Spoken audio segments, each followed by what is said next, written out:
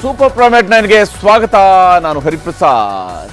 ಒಬ್ಬ ಸೆಲೆಬ್ರಿಟಿ, ಒಬ್ಬ ಹೀರೋ ಸಿನಿಮಾದಲ್ಲಿ ವಿಲನ್ ರೋಲ್ ಅನ್ನ ಮಾಡಿದ್ರೇನೆ ಆತನ ಅಭಿಮಾನಿಗಳಿಗೆ ಅದನ್ನ ಅರಗಿಸಿಕೊಳ್ಳುವಂಥದ್ದು ಕಷ್ಟ ಇದೆ. ಆದರೆ ಅದೇ ಹೀರೋ ನಿಜ ಜೀವನದಲ್ಲಿನೇ ವಿಲನ್ ಆದಂತಹ ಸ್ವರೂಪದಲ್ಲಿ ವಿಲನ್ಗಿಂತಲೂ ಕೂಡ ಕೆಟ್ಟದಾಗಿ ನಡ್ಕೊಂಡಾಗ ಏನು ಆಗ್ಬೋದು, ಅದೇ ಈಗ ಆಗ್ತಾ ಇರುವಂಥದ್ದು ದರ್ಶನ್ ವಿಚಾರದಲ್ಲಿ. ದರ್ಶನ್ಗೆ ಸಂಬಂಧಿಸಿರುವಂತಹ ಬಹಳಷ್ಟು ಸುದ್ದಿಗಳಿದ್ದಾವೆ. ಯಾಕಂದರೆ ವಿಶೇಷವಾಗಿ ತನಿಖೆ ಯಾವ ಸ್ವರೂಪದಲ್ಲಿ ನಡೀತಿದೆ, ಅಭಿಮಾನದ ಅತಿರೇಕ ಯಾವ ಸ್ವರೂಪದಲ್ಲಿದೆ ಅನ್ನುವಂತಹ ಸುದ್ದಿಯನ್ನು ಕೂಡ ತೋರಿಸ್ತೀನಿ ನಿಮಗೆ. ಜೊತೆಗೇ ರಾಜಕೀಯದ ಬೆಳವಣಿಗೆಗಳು ಕೂಡ ದೇಶದಲ್ಲಾಗಿರುವಂತಹ ಬೆಳವಣಿಗೆಗಳ ಬಗ್ಗೆ ನಿಮಗೆ ಸುದ್ದಿಯನ್ನು ತೋರಿಸ್ತಾ ಹೋಗ್ತೀನಿ. ಅದಕ್ಕಿಂತ ಮುಂಚಿತವಾಗಿ ಸೂಪರ್ ಪ್ರೈಮ್ನ ಹೆಡ್ಲೈನ್ಸ್ ಅನ್ನು ನೋಡೋಣ.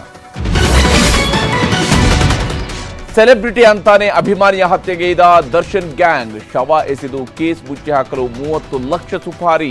ಸ್ಥಳ ಮಹಜರು ವೇಳೆ ಬಗೆದಷ್ಟು ಸಿಕ್ಕಿದೆ ಕರಾಳತೆ.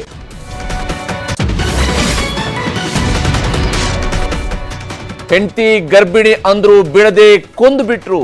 ದರ್ಶನ್ ಗ್ಯಾಂಗ್ಗೆ ಕಠಿಣ ಶಿಕ್ಷೆ ಕೊಡಿಸಲು ಸ್ವಾಮಿ ಕುಟುಂಬ ಮನವಿ. ರಾಜ್ಯದಲ್ಲಿ ದರ್ಶನ್ ಪರ ವಿರುದ್ಧ ಪ್ರತಿಭಟನೆ. ಕರ್ಮ ಹಿಂಬಾಲಿಸುತ್ತೆ ಅಂತ ದರ್ಶನ್ ಮೇಲೆ ಜಗ್ಗೇಶ್ ಸಿಟ್ಟು.